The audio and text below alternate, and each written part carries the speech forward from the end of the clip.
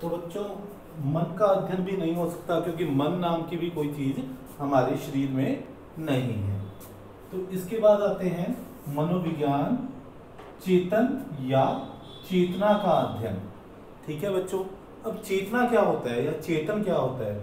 जो भी चीज हमें इस टाइम इस समय याद है, हमारे दिमाग में है, वो चेतन है। जो हमारे दिमाग में नहीं है वो चेतन नहीं है।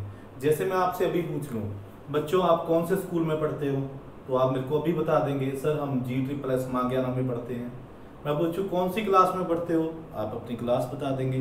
परंतु अगर मैं आपसे एक क्वेश्चन ये पूछूं कि बच्चों आपने 15 जनवरी को कौन सा खाना खाया था या लंच में कौन सी सब्जी खाई थी, तो आप ये नहीं बता सकते, क्योंकि ये बात आपके चेतन से बाहर निकल चुकी है।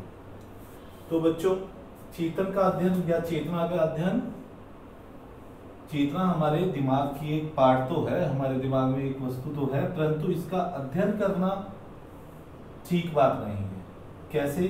क्योंकि दिमाग में चेतना के अलावा भी दो और चीजें होती हैं। कौन कौन सी चीजें होती हैं?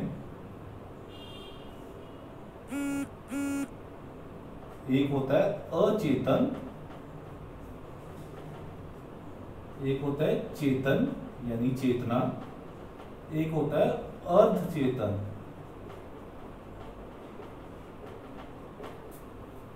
देखो बच्चों ये हमारा ब्रेन है, पूरा ब्रेन यानी हमारा दिमाग जिसको बोलते हैं, ये हमारा ब्रेन है। इसके 3 पार्ट्स हैं। ये वाला जो डॉट्स वाला है ये है चेतन, और ये जो क्रॉस वाला है सारा ये है अचेतन, और ये जो लाइन है ये है अर्धचेतन। बच्चों जो भी चीजें हमें इस समय याद है वो कहाँ है? हमारे चेतन में। जो चीजें हमारी याद से बाहर हो गई या जिसको हम अपनी भाषा में कह देते हैं कि हम भूल गए, वो कहाँ गई? सारी अचेतन में। यानी हम कुछ भूलते नहीं है, वो कहाँ चली गई? अचेतन में, दिमाग के पिछले हिस्से में। ठीक है। और एक तीसरा भाग है अर्धचेतन। अर्धचेतन क्या है? कुछ बातें बच्चों हमारे याद से तो बाहर हो गई लेकिन वो अचेतन में भी नहीं गई। यानी जैसे हम क्लास में कोई हमारे टीचर हमसे कोई क्वेश्चन पूछते हैं तो हम ये ऐसे सोचते हैं कि हम सोच के बता रहे हैं, यानी हम कहाँ प्रेशर डाल रहे हैं? अपने अर्धचेतन पर। यानी वो हमें चीज अभी तक याद तो नहीं है पर हम भूले भी नहीं है, थोड़ा सा ही प्रेशर डालते वो चीज हमारे चेतन में वापस आ जाती है। तो इस डेफिनेशन में क्या कहा गया? मनोविज्ञान क्या है? चेतन का या चेतना का अध्ययन। ये डेफिनेशन गलत क्यों हो गई? इसका एक कारण है क्योंकि चेतन हमारे दिमाग का सिर्फ 10% हिस्सा है, बाकी 90% हिस्सा हमारा अचेतन है। तो हम किसी भी चीज का अध्ययन यानी व्यवहार का अपने जो अध्ययन कर रहे हैं या अपने मनोविज्ञान से हमें व्यवहार का पता चलता है, वो सिर्फ 10% का अध्ययन करके हम नहीं बता सकते कि किसी व्यक्ति का व्यवहार कैसा है। ठीक है, इसलिए बच्चों ये डेफिनेशन भी गलत हो गई। इसके बाद अगली डेफिनेशन आई मनोविज्ञान व्यवहार का अध्ययन। व्यवहार का अध्ययन है। तो ये डेफिनेशन बच्चों बिल्कुल सही थी। मनोविज्ञान व्यवहार का अध्ययन है।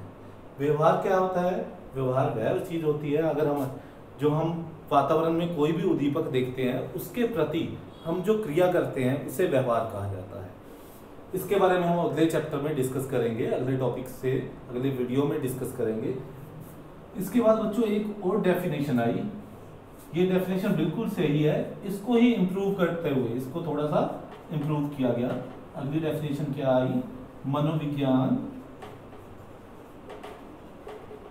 व्यवहार तथा मानसिक क्रियाओं का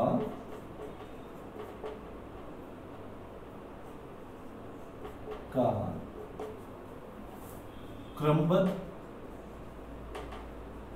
तथा वैज्ञानिक ढंग से किया गया अध्ययन है।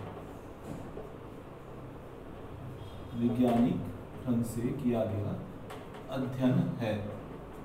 तो बच्चों ये डेफिनेशन आज भी चल रही है और यही डेफिनेशन मनोविज्ञान की सबसे